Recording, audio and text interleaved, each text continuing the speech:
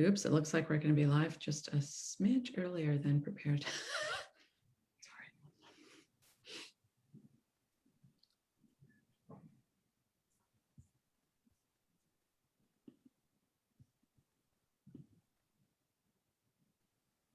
Hello, ladies. Hello. Hello. Welcome to Facebook Live. So this is Just Start with Jane. And there are those leaders in our travel across the country and work with all sorts of partners from A to Z. There are those leaders that just shine above all others when they take our solutions and really elevate them to what we refer to as case, copy and steal everything, but make it yours and make it better. So sometimes they surprise us, and the fine folks at Hayward Area Memorial Hospital in Water's Edge, as you can see the name of the hospital, cleverly placed right behind Christine Stark's head. Good girl. So I'm deeply honored, ladies, that you would take time out of your busy day. I have with me Chris Stark, who is the birthplace nurse manager. Yes, she has that job that we all thought we wanted in nursing school, and then quickly realized that, oh, heck no, it takes a very special people to be OB and labor and delivery nurses. And Rebecca Johnson, you are new to the organization, right?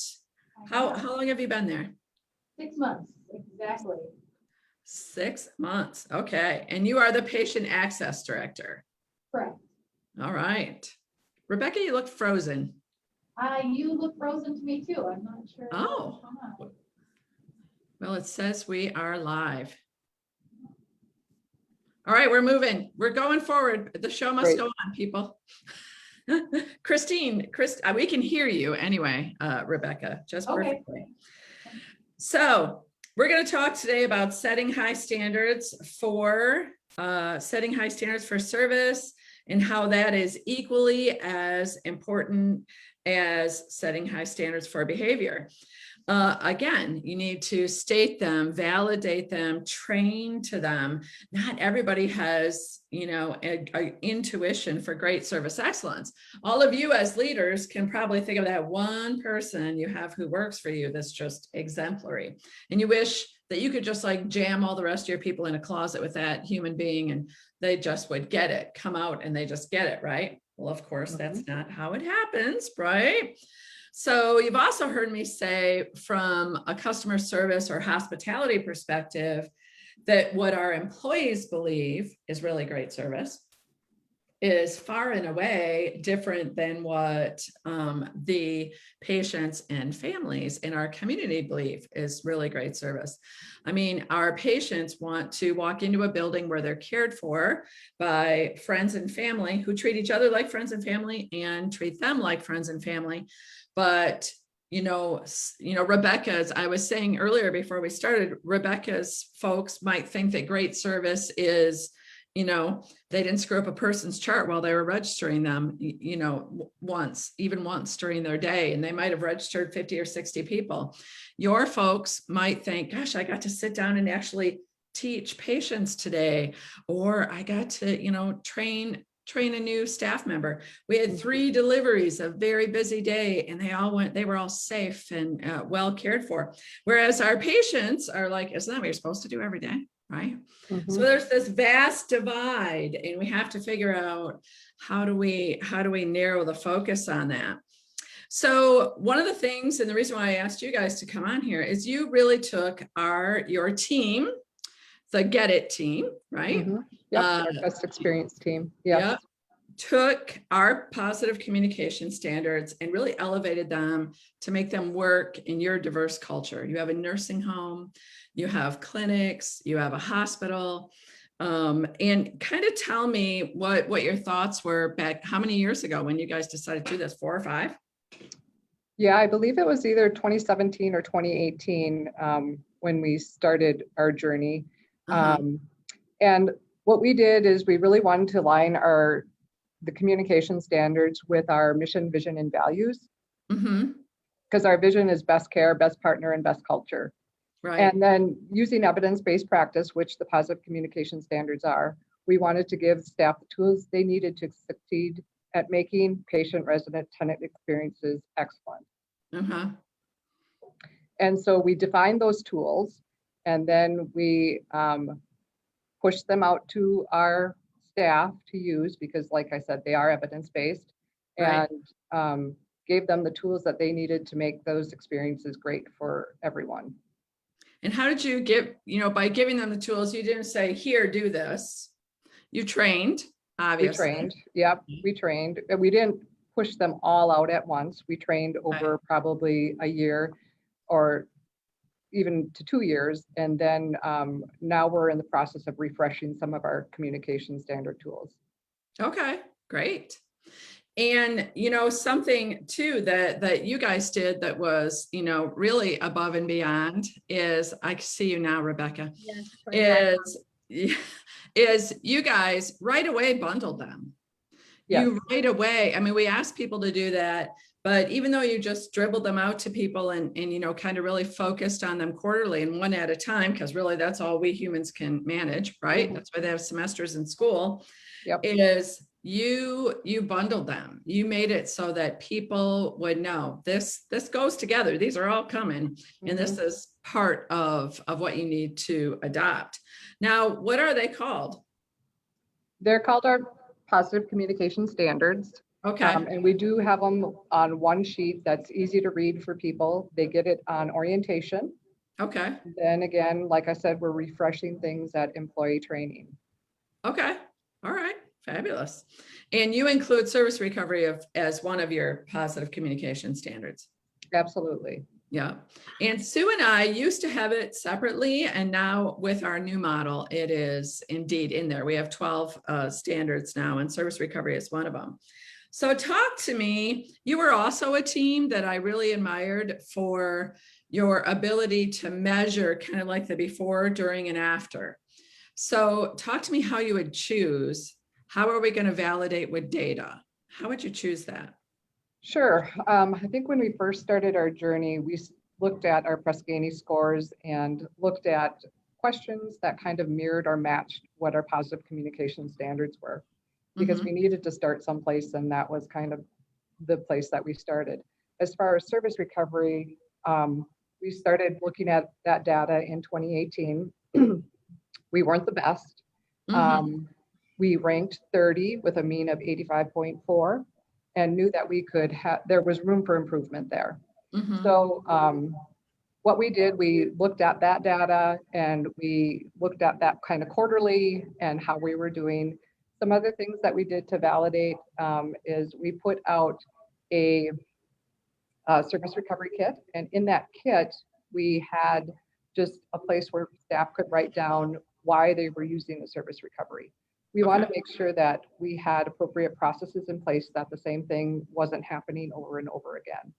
So we did that, and we would look at those on a every 6-month basis and just see how we were using the kits and making sure that we were using them appropriately. And then the other thing that we do is senior-led validation rounding. So that also helped us make sure that people knew what service recovery was, as well as if they were using it appropriately. Great. I want to talk about that. But, when you talk about your data, yeah, you're right. When we first partnered with you guys, the scores were not good. I mean, in the areas of nursing communication overall, your HCAP scores, Press-Ganey, not good at all. And, you're one of those organizations when Sue and I walk in and, it's quite clear, we've got to give this to the people and let them, because you want to talk amazing over the top people, great human beings working and living in your community, a community that quite obviously supports that hospital, that organization in Water's Edge. And you had this, 5-star nursing home versus not that great hospital. So now, through the use of positive communication standards and all sorts of other things that you guys have been doing, scores are much different, right? Yeah. So what gets measured and monitored gets improved. What gets watched improves. And yeah, we went from that 30 rank to a rank of 90 in 2020.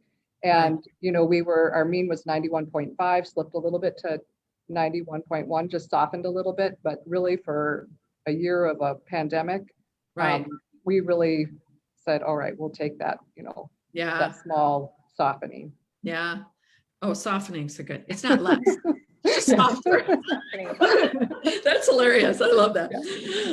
So no, yeah, you're doing great work. And like I said, I think that's where people get confused about the positive communication standards and having an actual service program is they're either really, really great. And we've had a lot of hospitals who have said that to us. We're 5-star. We have no idea why.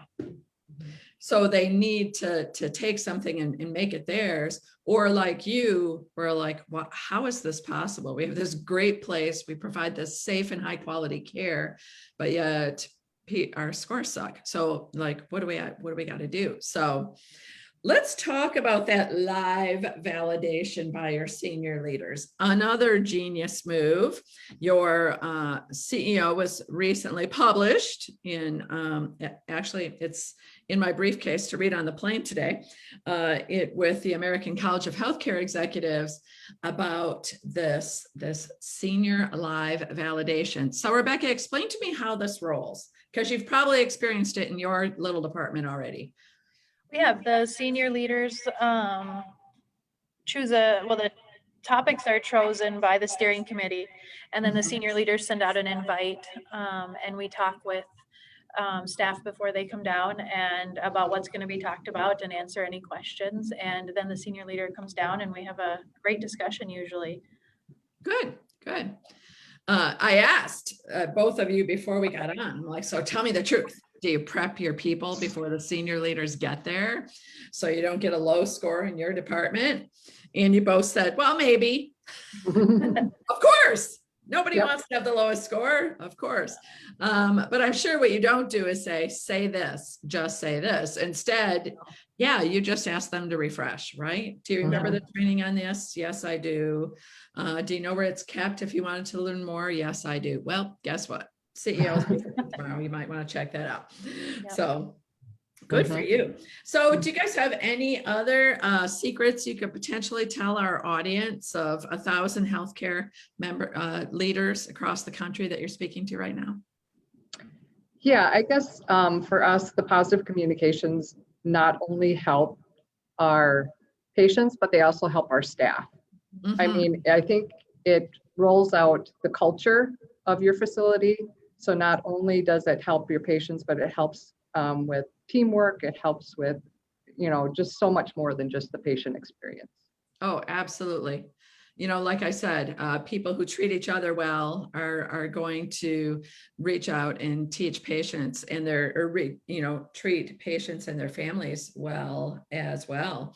So yeah, we've had, so many people, once their hospital's been on a journey for a while, 4 or 5 years, like you guys have, and it happens even sooner than that, for instance, an attitude of gratitude, we've had grown men cry, at the summit to say, since I learned how to express my gratitude at work and I carried it home, I'm a better grandfather, I'm a better husband, I'm a better father, on top of being a better teammate.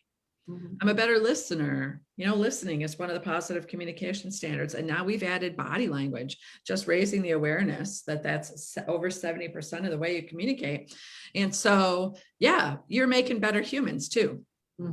Right. And we all could use that. Yeah. Well, thank you, ladies, so much. I appreciate your time. The call to action from this, if you would like to learn the secret that these ladies have already learned and really elevating your patient experience through positive communication standards, including service recovery, we're there for you. Go to our website, www.capstoneleadership.net. All right, guys, you did great. Thanks. Thank you. Thank you.